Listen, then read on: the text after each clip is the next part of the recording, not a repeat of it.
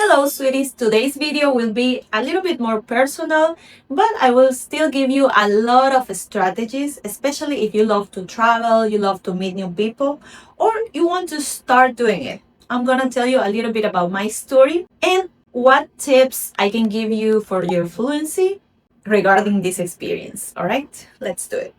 Vamos a hacer este video en inglés para practicar nuestro listening.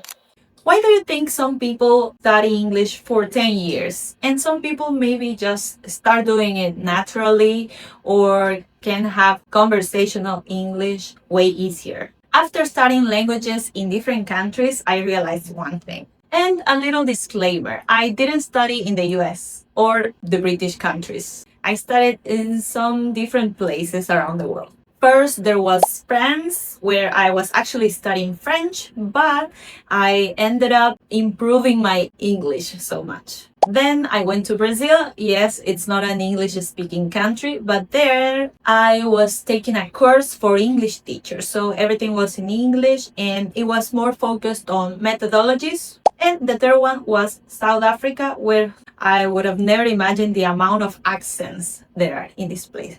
So I'm gonna tell you a little bit about these trips, but focusing on fluency tips that can help you.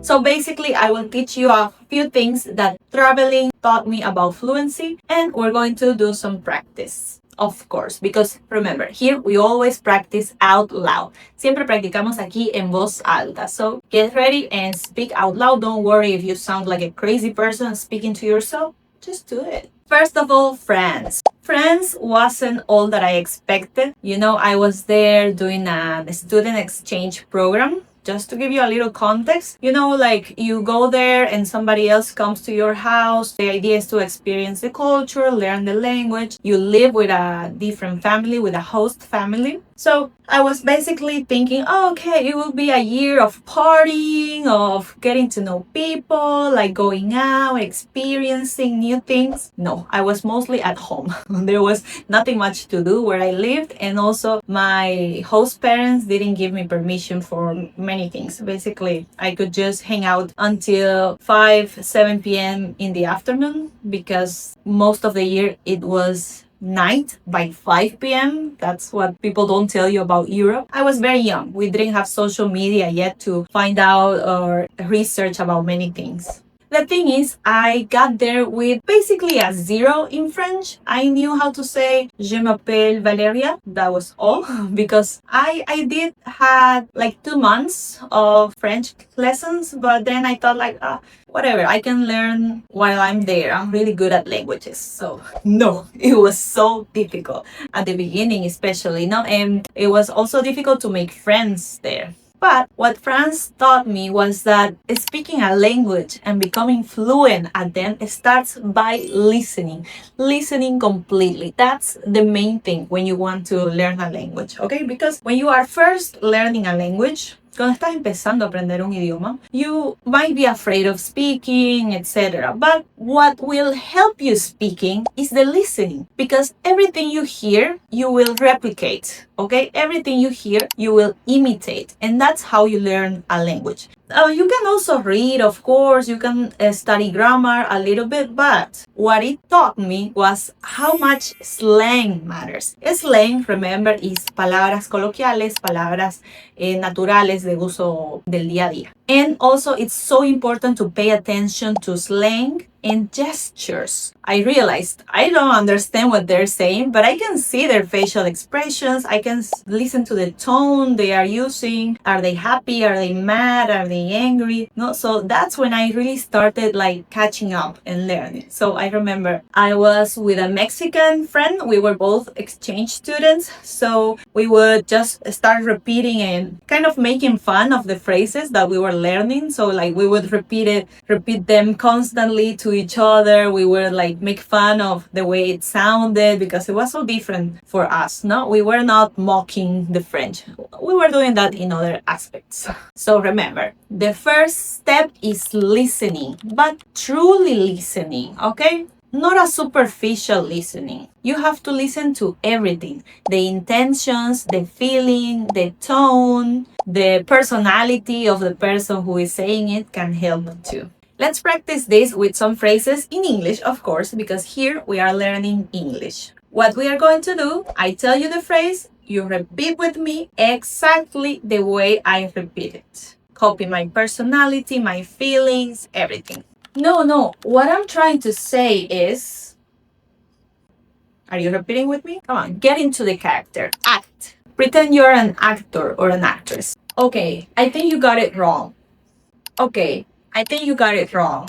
Remember, learning a language is about listening to everything, the gestures, the expressions, and repeating it, imitating it until you're effing tired of it. Hasta el cansancio. Tienes que repetirlo y memorizar esas frases. Because English is a language made of phrases. The second lesson I learned in France is that people speak really fast, especially American. Why do I say that I had the chance to improve my English in France? Because most or basically all of the other exchange kids were American. I suddenly had friends from Canada, from California, from different parts of the USA. So I spent a lot of time with them and we would speak in English only. And this is what I learned from them. They speak fast and they shorten the words. And you know what this is called, right? This is connected speech.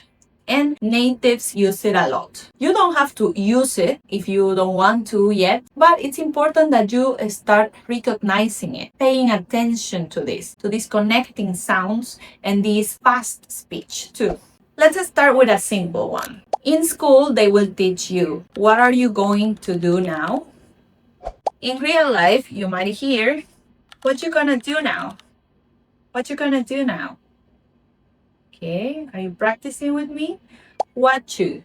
Yes, suena a little bizarre, sounds a little weird, but you gotta say it like this. What you?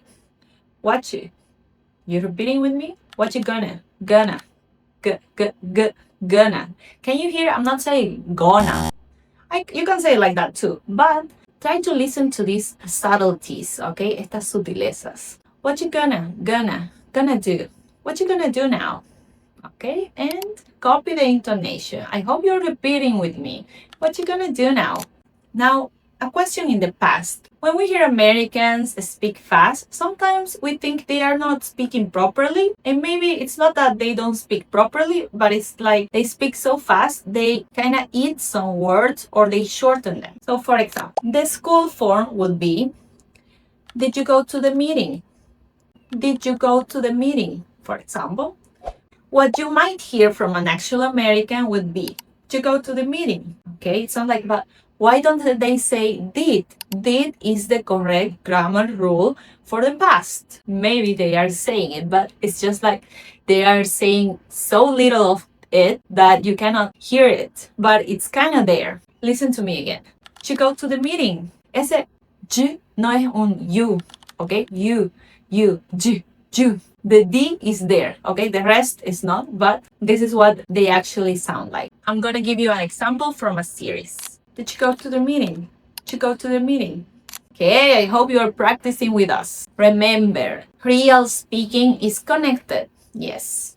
Now, later in life, like I mentioned, I studied in Brazil, Cambridge methodology for teachers. And I was studying with other Brazilian teachers. And there was an American too in our group, I remember. So we would hang out all the time and we would speak in English because it was the common language for all of us. And there I realized how rich English can be, how different, how varied, because there was me, a Bolivian girl, in Sao Paulo, I remember. And there were a lot of Brazilian teachers and this American guy, and we all had different accents in English. Some girls from different states of Brazil spoke English differently to them. I remember one classmate once said, "Oh, you speak like a Mexican friend of mine. I have a Mexican friend, and I think your accent is beautiful." I remember I thought, "Oh, he's so nice." Not like, it also made me think, it made me feel a little insecure, like, oh my God, but do I have a strong accent then? Because sometimes I would feel like I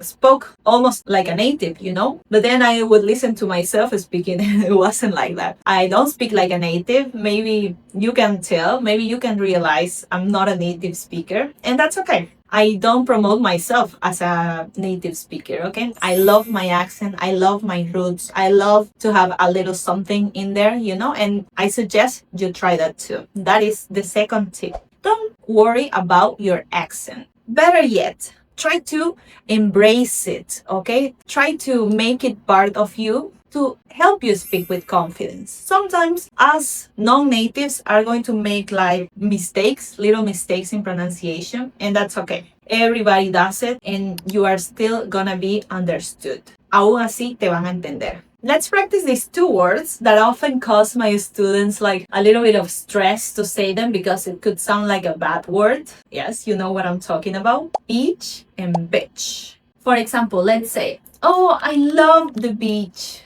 I love going to the beach. Do you think it's possible that they think you are saying bitch? I love bitch. Like, who is gonna say that, right? So don't worry. Context is going to help you, always.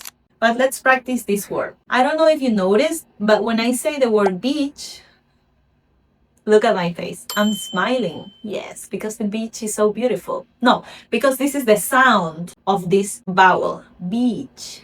Beach. It's a long E. With a long E, we smile. And then we have the other word, bitch. Bitch. Do you see the shape of my mouth? It's not an E, it's an bitch. Remember, communication is more important than perfection.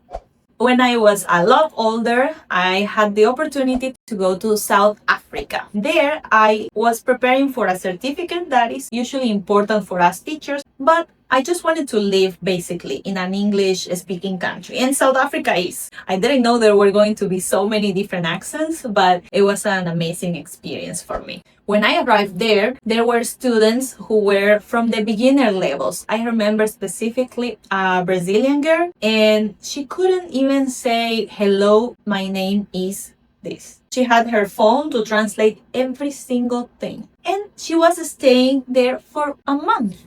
And I thought, what the hell? I mean, of course you're gonna learn something in a month, but to me it didn't make sense. Like you're gonna travel all around the world to study English for a month there. But surprise, surprise. After a few weeks, it was super easy for them to order food, to ask for information with the people in the school, and even to chat and have conversations with taxi drivers. That blew my mind, really, because they hadn't even been there for 1 month. And that is the proof that repetition gets you there, being surrounded by the language. And you too can be surrounded by the language, even in your own country. Of course, if you have the opportunity to travel, never hesitate. It's going to help you so much in many different ways, but especially learning a language. If you don't have the opportunity yet to travel, what you have to do while studying English, we prefer to say using English, is, well, maybe you have English classes. This is only one thing you will need.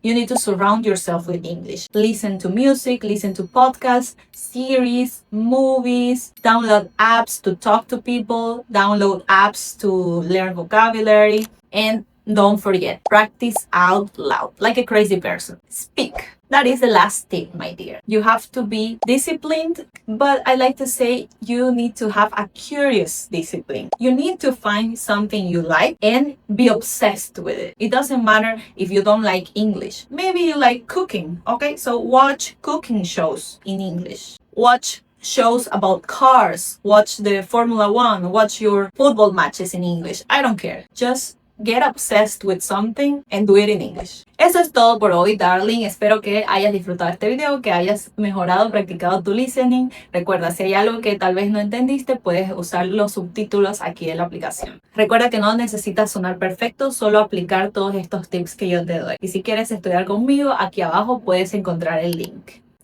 See you soon!